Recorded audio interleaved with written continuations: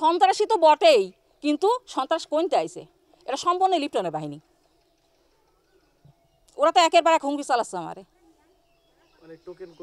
Token ওই দলই করে। তাহলে আপনি বলতে চাচ্ছেন যে ওরাই গোলাগুলি করে? অবশ্যই, কারণ আমরা মাঠে কাজ করে আমরা দাও কাছে নিয়ে বেড়াই, আমরা তো ওসব বুঝিনি। কুষ্টিয়া সদর উপজেলায় বিএনপির নেতা শামীম টোকেনের দুর্বাসারার বসত বাড়িতে গত বৃহস্পতিবার রাত 1:30টার সময় বাড়ির ফটকে ধাক্কাধাক্কি ও কয়েকটি গুলি ছুড়েছে দুর্বৃত্তরা। এ সময় ফটক না খোলায় তারা ওই বিএনপির নেতাকে দেখে নেয়ার হুমকি দিয়ে চলে যায়। এখন আমি ওখানে শুয়েছিলাম রুমে, তো আসে একটু গালাগালি করছে যে এই শালা বের হ, আব্বুকে বলছে এই শালা বের হ, তো দেখে নেব। তো আমরা যখন রুম টুম খুলি নাই তখন ফায়ার করছে, আনুমানিক 10-12টা ফায়ার করছে। তো একটা বুলেট দরজা ফুটো করে এসে দলে লাগে, আমার বুকের উপর বুলেটটা পড়ছে। আর খোসা পাওয়া গেছে, বুলেটে খোসা পাওয়া গেছে 6টা, এটা পুলিশ হেফাজতে আছে। আর আনুমানিক 10-12টা গুলি হয়েছে রাত 1:30-এর দিকে। আমরা কণ্ঠ শুনে, কারণ এলাকার লোকজনই আছে এর মধ্যে, তো কণ্ঠ শুনে ঠিক পাইছি তার নাম বলা নিষেধ আছে, কেস কাম হবে, তো নাম বলতে নিষেধ করছে। তা ওই রাত্রে আমি এখানে ছিলাম, সব কিছু আমি সজাগ ছিলাম। সেই রাত্রে যখন এইসবগুলি হয়েছে তখন আমি সজাগ ছিলাম। আমি আমার মেয়ে গল্প করতেছিলাম, তখন রাত হয়তো 20-25 থেকে শুরু হয়েছে, 1:30টা পর্যন্ত মনে হয় হবে। প্রথমে মনে হয় 4টা একবারে গুলি করছে ওইখানে দরজায়, ওইখানে সিদ্দির আছে, ওইখানে পরে আপনারা দেখে নেবেন। তা ওই 4টে গুলি করার পরে মানে প্রথমে করেছে 4টা, তারপরে 2টা করতে করতে 8-10টা তো হবে। আর গুলি তো পাইছে অনেকগুলি।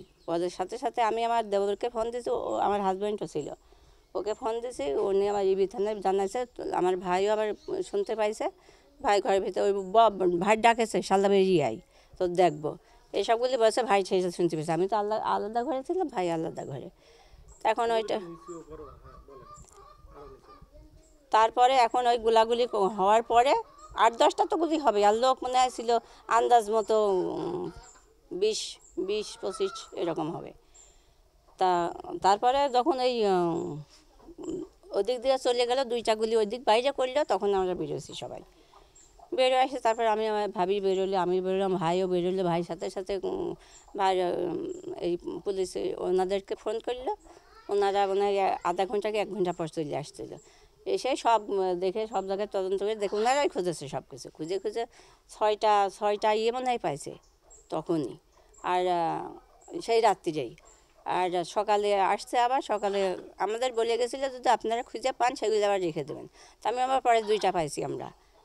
ওই আমি তো ওই সবটা চিনি না। হ্যাঁ, খুশা না, আর আস্তুতাও একটা পাইছে, ওইখানে আস্তুতা একটা পাইছে, ওটা ওনাদের কাছে জমা আছে। যাই হোক, এখন এগুলি আমি জানি। আমি সারা রাত সজাগ ছিলাম, ওই রাত 20 থেকে 25 1:30টা পর্যন্ত ওইগুলি করে ওনারা চলে গেল। তারপরে আমরা বেরো এসে আসলে কি ঘটেছিল রাতে একটু বলেন তো? রাত্রে আমরা এখন শুয়ে আছি, শুয়ে থাকার পরে দেখি পা, আমি জায়গায় আছি, তো দেখতেছি পা শব্দ। তো আমার আব্বুর বললাম যে কিসি লোকজন মনে হাসছে। তারপরেতে দেখি দুমদাম শব্দ হতে লাগলো, গুলাগুলি। তো তখন আমার আব্বুর বললাম চুপ করে থাকো, কথা বলি না। আর ওরা বলতে লাগলে এই হ্যাঁ শুয়ারের বাচ্চা বেরিয়ে হয় যে বুঝলে।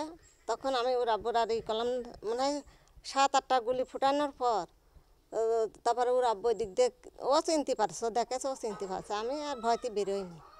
না বেরোনোর পর ও চিনে ফেলা দিয়ে চুপ করে বসে আছে। তারপরে ওরা গোলাগুলি করে চলে গেল, যা ওই দিক যাও আবার 2-3টে ফুট হয়েছিল। ঘটনাস্থল থেকে পুলিশ একটি তাজা গুলি ও 5টি গুলির খোসা উদ্ধার করেছে। এই ঘটনায় কেউ হতাহত হয়নি। 1:30টার দিকেই আর কি আমরা জানতে পারি যে এখানে যে টোকেন ভাই, বিএনপি নেতা টোকেন ভাইয়ের বাড়িতে গোলাগুলি হয়েছে। তাৎক্ষণিকভাবে আমার এখানে যে মোবাইল টিম ছিল যারা, তাদেরকে আমি পাঠাই। তারা এসে যে আসলে দেখে যে ওই 4-5 রাউন্ড গুলি হয়েছে, একটা তাজা গুলিও আছে। সঙ্গে সঙ্গে আমার আরও অফিসার আসে, আসার পরে ওগুলো আমরা ঘটনাস্থল পরিদর্শন করি। গুলিগুলো আমরা জব্দ তালিকা আমরা জব্দ করেছি। আর আমাদের কর্তৃপক্ষকে জানিয়েছি, সিনিয়র স্যারদের। দেখলাম যে স্যারও ঘুরে গেলেন আমার সাথে। তো যেহেতু এখানে এটা সন্ত্রাস কবলিত এলাকা, দীর্ঘদিনে এখানে বিভিন্ন রাজনৈতিক জটিলতাও আছে। পট পরিবর্তনের পরেও আবার একটু রাজনৈতিক বিভিন্ন বিষয় নিয়ে একটু উত্তেজনা হচ্ছে, যার পরিপ্রেক্ষিতে হয়তো এটা ঘটতে পারে। তবে আসলে কারা করছে, কীভাবে হয়েছে এটা আমরা তদন্ত অধীনে তদন্ত চলছে, তদন্ত শেষে বিস্তারিত জানানো যাবে। শামীম টোকেন স্থানীয় সাংবাদিকদের বলেন, বৃহস্পতিবার রাতে আমি ঘুমাচ্ছিলাম, হঠাৎ অজ্ঞাত ব্যক্তিরা বাড়িতে এসে গেটে ধাক্কা দিয়ে খুলতে বলে। আমি গেট না খুললে তারা বেশ কয়েকটি গুলি ছোড়ে। ঘরে শুয়ে রয়েছি তো, শুয়ে থাকার সময় হঠাৎ 1:25 মনে হয়, তখন গুলি শুরু হইলে আমাকে ডাকছে, এই শালা মাদারচোদ বেরিয়ে আয়।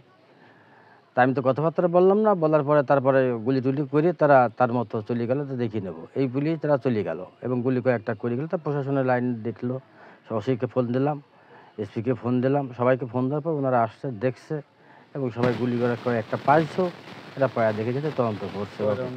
প্রায় 6-7 রাউন্ড 8 রাউন্ড, মানে আমার জানাতে গুলি করছে আরও মেলাগুলো, কিন্তু খোসাগুলো পাওয়া গেছে 6টা মতো।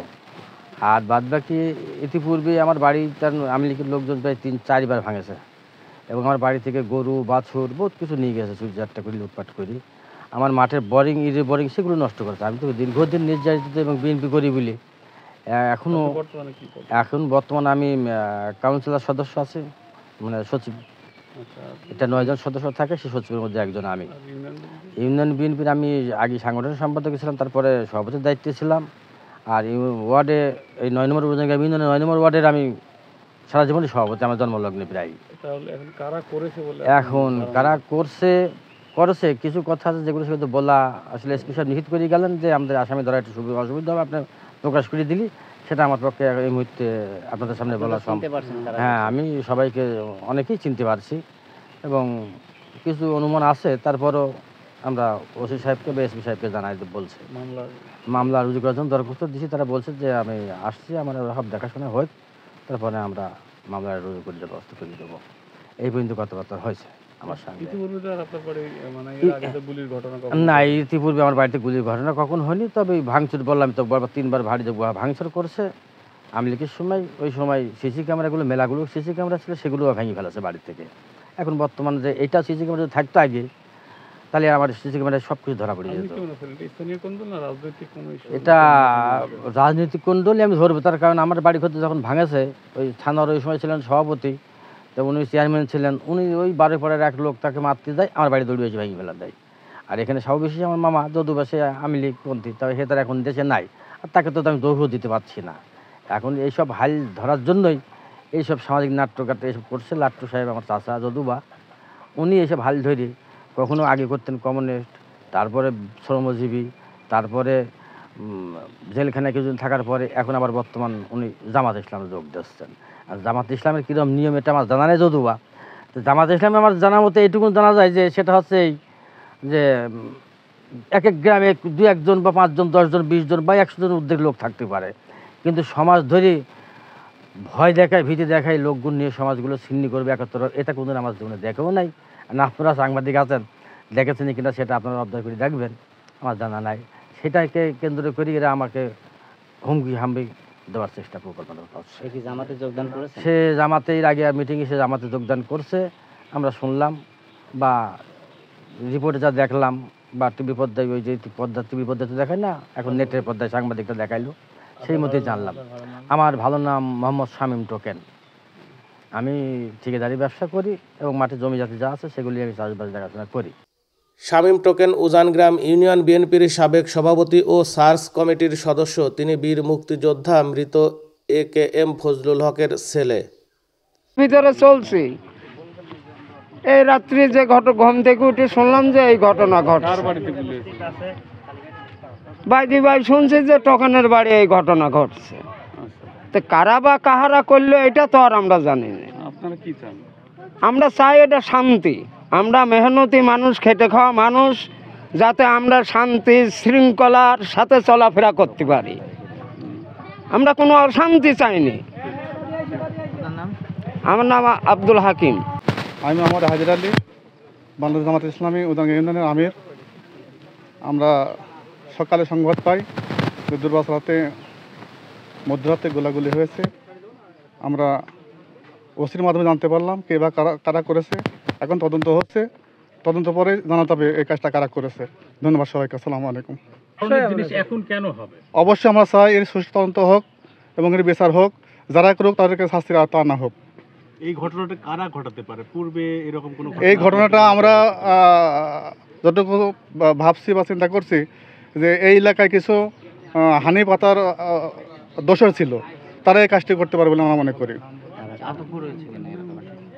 না, এটা মানে এটার কোনো সূত্রপাত কোনো কিছু না, এমনি এমনি তো হয়। এই এলাকায় আধিপত্যকে বিস্তার করার কেন্দ্র করে এই কাজটি হচ্ছে বলে আমরা মনে করি। আচ্ছা, আপনার নাম? মোহাম্মদ হায়দার আলী। এই ইউনিয়নের কি আপনি? এই ইউনিয়নের আমির জামাত ইসলামের।